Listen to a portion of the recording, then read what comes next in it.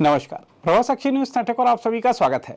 प्रधानमंत्री नरेंद्र मोदी ने एससीओ शिखर सम्मेलन 2025 में अपनी सफल भागीदारी पूरी करने के बाद स्वदेश वापसी के लिए प्रस्थान कर दिया है। प्रधानमंत्री की 7 सालों बाद हुई चीन यात्रा ने कई वैश्विक प्रभाव छोड़े हैं।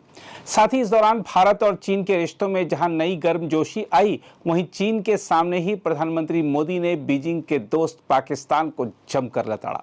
यह प्रधानमंत्री नरेंद्र मोदी की एक बड़ी सफलता रही कि एससीओ शिखर सम्मेलन के दौरान आतंकवाद के खिलाफ साझा घोषणा पत्र ने भारत के रुख को गहराई से प्रतिबिंबित किया। हम आपको बता दें कि एससीओ सदस्य देशों ने पहलगाम आतंकी हमले की कड़े शब्दों में निंदा की है।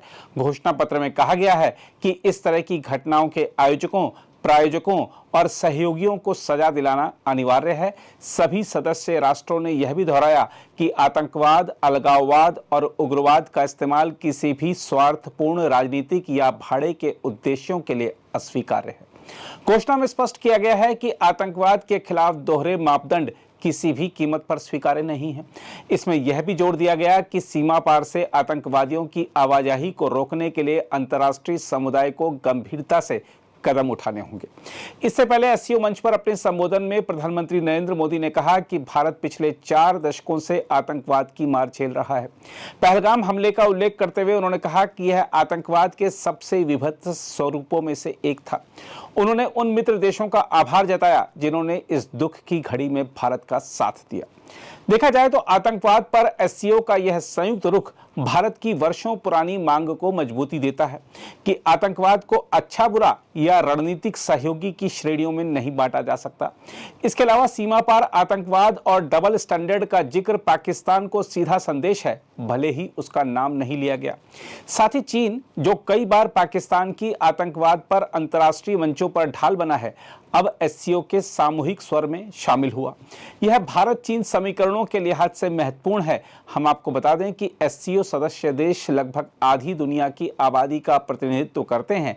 ऐसे मंच से आतंकवाद के खिलाफ सख्त स्वर भारत की कूटनीतिक जीत कही जा सकती है। देखा जाए तो मोदी ने एससीओ सम्मेलन में यह दिखा दिया कि भारत न केवल आतंकवाद से पीड़ित है, बल्कि आतंकवाद के खिलाफ वैश्विक नेतृत्वकारी आवाज भी है। इसमें कोई दो राय नहीं कि तियानजिन में संपन्न एससीओ शिखर सम्मेलन भारत के लिए केवल बहुपक्षीय कूटनीति का अवसर नहीं रहा, बल्कि आतंकवाद के मुद्दे पर वैश्विक एकजुटता हासिल करने का रणनीतिक मंच भी साबित हुआ। पहलगाम हमले की निंदा और दोहरे मापदंडों को अस्वीकार करने की घोषणा से यह स्पष्ट है कि अब अंतर्राष्ट्रीय समुदाय को आतंकवाद के विरुद्ध स्पष्ट, एकरूप और ठोस रुख अपनाना ही होगा। बहरहाल, प्रधानमंत्री की इस कूटनीतिक सफलता और रूस तथा चीन के साथ उनकी द्विपक्षीय वार्ता तथा इस सबसे अमेरिकी राष्ट्रपति डोनाल्ड ट्रंप को मिले संदेश के बारे में रक्षा सुरक्षा मामलों के विशेषज्ञ क्या सोचते हैं, यह जानने के लिए आइए सबसे पहले देखते हैं डिफेंस मामलों के एक्सपर्ट प्रफुल्ल बख्शी क्या कह रहे हैं। फिर आपको दिखाएंगे रक्षा विशेषज्ञ दानवीर सिंह और हेमंत महाजन की प्रतिक्रियाएं। बिल्कुल ठीक कहा है प्राइम मिनिस्टर मोदी। जो कह रहे हैं वो कह रहे हैं हमें पीसफुल नेगोशिएशंस करना मंजूर है। हम दोनों लीडिंग नेशंस हैं, साउथ कंट्रीज़ के सबसे पॉपुलस कंट्रीज़ हैं। हमको मिलके और बाकी देशों के साथ में मिलके डेवलपमेंट करनी है, पर डबल स्टैंडर्ड नहीं चलेंगे। जब तक बॉर्डर पे पीस और पीसफुल सिचुएशन नहीं बनेंगी और जो हम टेररिज्म के ख़िलाफ़ जो हमारा स्टेटमेंट है वो हमारा बाकायदा बरकरार रहेगा। जब तक वो चीज़ नहीं होगी तब तक बड़ा मुश्किल हो जाएगा कि आपस में वार्तालाप करना, सब करना। क्योंकि उन्होंने कहा था कि देखिए, सबसे पहली रिक्वायरमेंट है सिक्योरिटी। सिक्योरिटी डेवलप करता है आपकी कनेक्टिविटी को, आपको अपॉर्चुनिटी देता है और आप कनेक्टिविटी, एससीओ उन्होंने एक्रोनिम बड़ा अच्छी तरह बनाया है। ये जो चीज़ है ये बहुत ज़रूरी है। उन्होंने प्राइम मिनिस्टर मोदी ने कहा कि जब तक आप इस बात को मानेंगे नहीं, और आपको पता है स्टेटमेंट है, पुरानी कहावत भी है कि strong fences make good neighbours. तो जब तक हमारी फेंसेस स्ट्रॉन्ग नहीं होंगी, लाइंस डिमार्केट नहीं होंगी, लोगों को पता नहीं होगा, तब तक गुड नेबर हम बन नहीं सकते। हालांकि हमें कोऑपरेशन में कोई चिंता नहीं है। अब joint industrial development, joint tourism, joint space, joint cyber, joint fighting against crime, against terrorism, सारा कुछ हमें करना है। बट हमारे बॉर्डर सिचुएशन क्लियर होनी चाहिए। हम दोनों तब टैंगो हो सकता है ड्रैगन और एलिफेंट के बीच में। नहीं, चाइनीज बिल्कुल ठीक कह रहे हैं कि हमको शंघाई कोऑपरेशन एससीओ की स्पिरिट को आगे ले जाना है, जॉइंटली सब कुछ करना है, वो सबको ठीक कह रहे हैं, पर वो नहीं कह रहे जो हम सुनना चाहते हैं। क्वेश्चन ये है, देखिए ऐसा है, इसमें इधर उधर की बात करने की कोई ज़रूरत नहीं है। जब तक आपका बॉर्डर सिक्योर नहीं होगा, नहीं तो 1962 का रिपीट हो जाएगा। आप यहाँ पे हिंदी चीनी भाई भाई करते रहेंगे, उछलते कूदते रहेंगे, वहाँ पे आपके घर के अंदर घुस के 48,000 स्क्वायर किलोमीटर पे बैठा हुआ है वो। और अभी भी क्या उसका मतलब, अब तो हमें बात करनी है, हमें अक्साई चीन की बात करनी चाहिए कि अक्साई चीन का क्या, आप क्या बारे में क्या चिंतन करते हैं, हमको वो बात पूछनी चाहिए। वो ठीक है, ये एससीओ का हुआ, मीटिंग बड़ी अच्छी हुई, हम बड़े खुश हैं, कौन खुश नहीं है, पर असलियत तो ये है, पहला स्टेप ही नहीं है, हॉप स्टेप एंड जंप में पहले हॉप तो लीजिए, फिर बाद में स्टेप एंड जंप आएगा। तो ये बिल्कुल एब्सोल्युटली प्राइम मिनिस्टर मोदी का स्टैंड बिल्कुल क्लियर है, और हमारे मिस्त्री साहब ने एब्सोल्युटली करेक्ट बोला है उनको। हालांकि जी ने और उनके शी कुई जो उनके जो हेड है स्पेशल बॉडी के, उन्होंने सारा ये मिलके जी की स्टेटमेंट को दोहराया, बड़ी अच्छी, मीठे में सुनने में बड़ी मीठी लगती हैं, बहुत अच्छा है। पर ठीक है, हमें हैबिट है मीठी बातें सुनने की, पर सच्चाई भी सुनने की थोड़ी हैबिट डालें थोड़ी।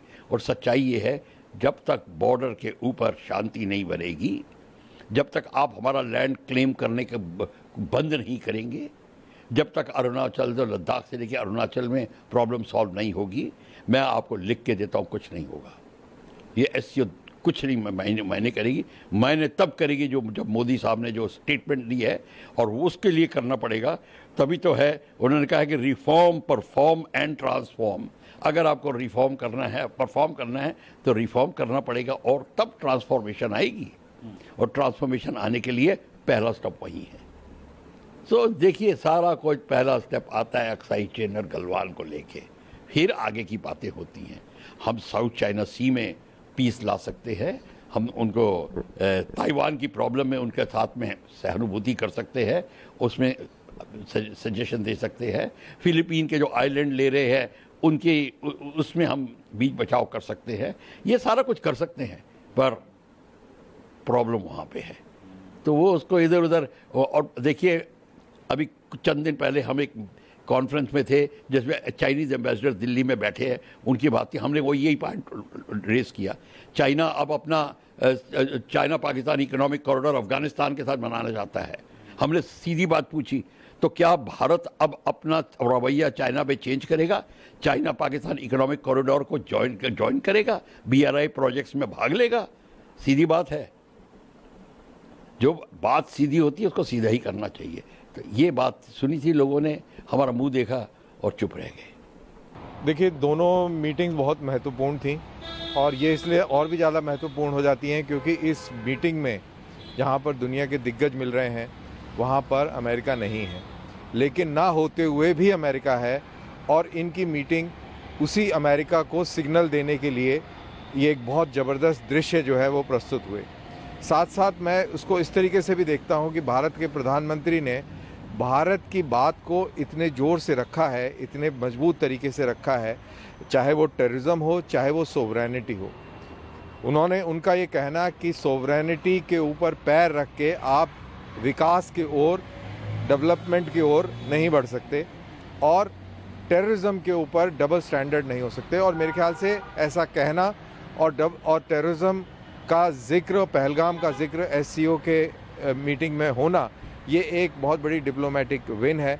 और मेरे ख्याल से भारत ने ये सिग्नल दे दिया है अमेरिका को और दुनिया को कि भारत एक बहुत इम्पॉर्टेंट मुल्क है जो मल्टीलैटरलिज्म की बात करता है, और उसको सपोर्ट करने के लिए, स्ट्रेटेजिक ऑटोनॉमी को सपोर्ट करने के लिए उसके पास पूरा दमखम है, और वो इतनी आसानी से उसको स्नब करना, साइड में धक्का देना आसान नहीं है। और मार्को रूबियो ने भी एक स्टेटमेंट दिया है अभी रिसेंटली, उन्होंने कहा है कि भारत और अमेरिका के बीच में संबंध बहुत ऊंचाइयों तक पहुंच सकते हैं। तो इस सारी चीज़ों को एक साथ मिला के देखें तो एससीओ समिट का जो पूरा निचोड़ निकल के आता है वो बहुत ही सफलता का संकेत देता है। भारत और चीन के बीच में कई सारे विवाद रहे हैं। हमारे बीच में युद्ध रहा है, 62 का युद्ध रहा, 67 के अंदर बॉर्डर स्कर्मिश रही, हमने अभी गलवान के अंदर इशू देखा, बॉर्डर के ऊपर अभी भी तनातनी है।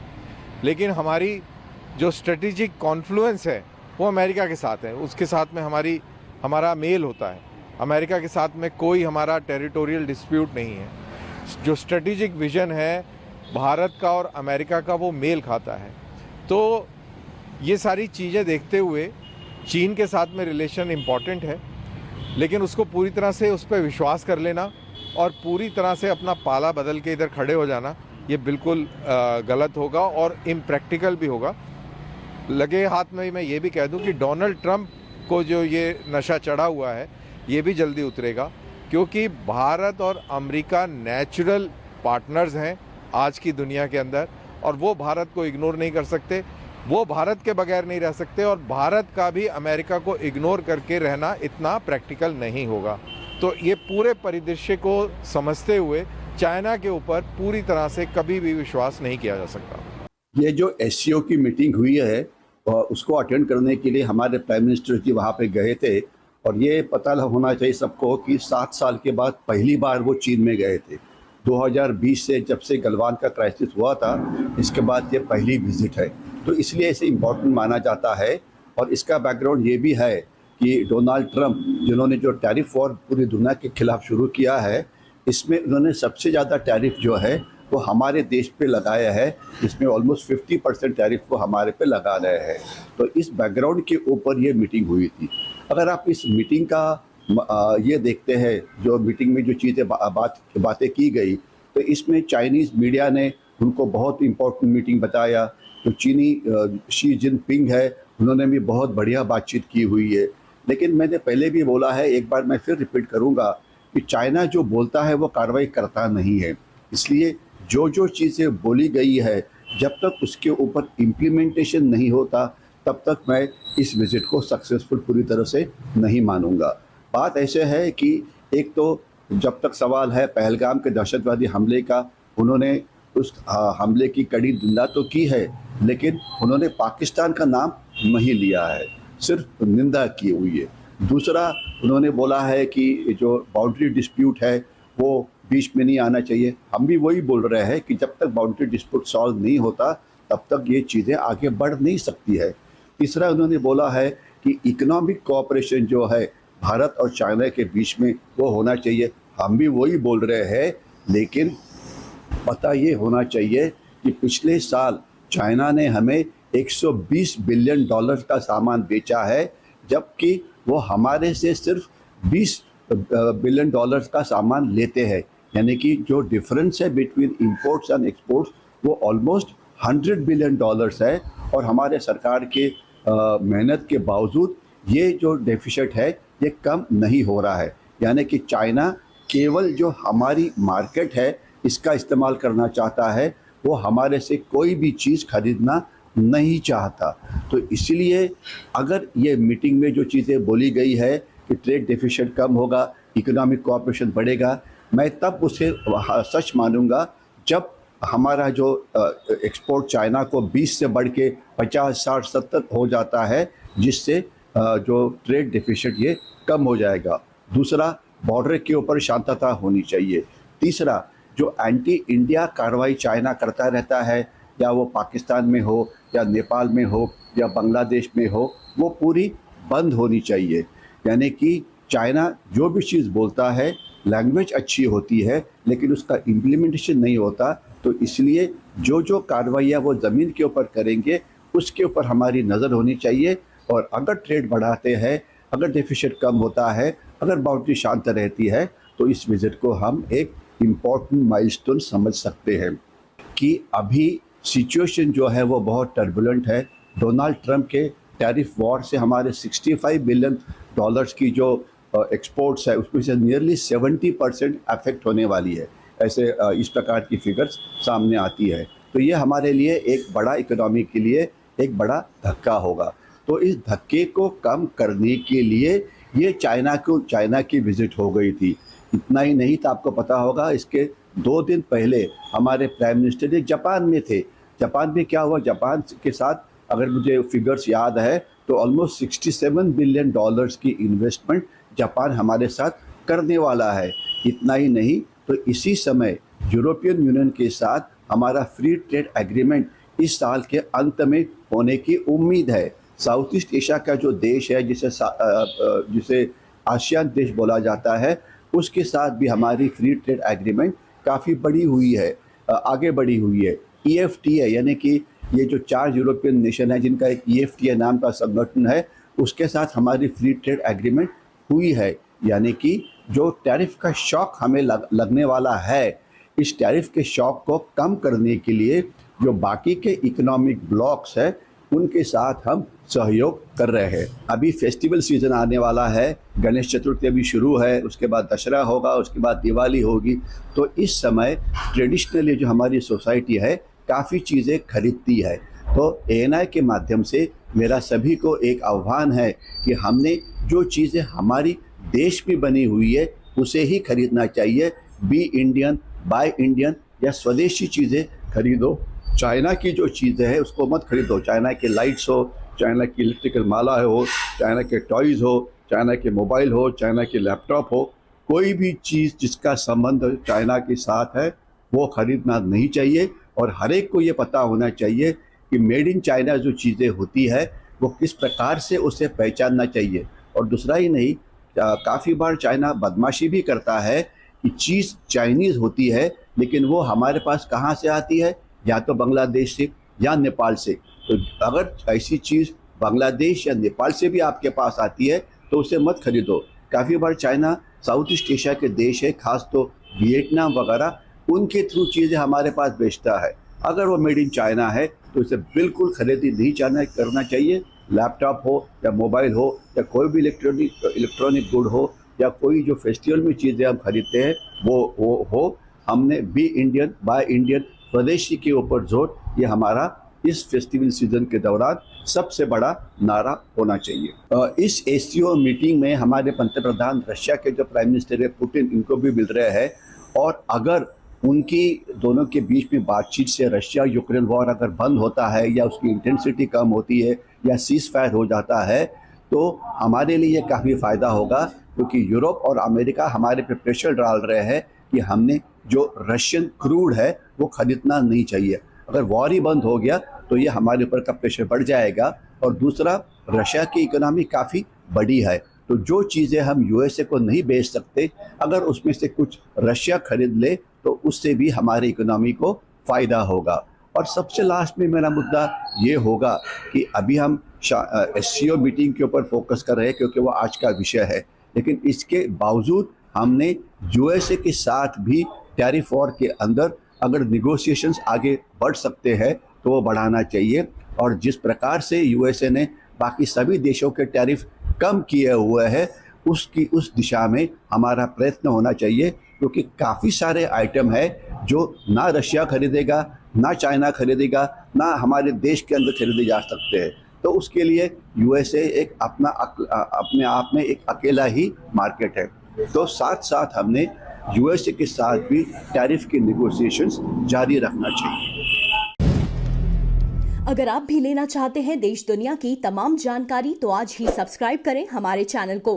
साथ ही नीचे दिए बेल आइकन को जरूर दबाएं ताकि हर अपडेट आप तक पहुंच सके।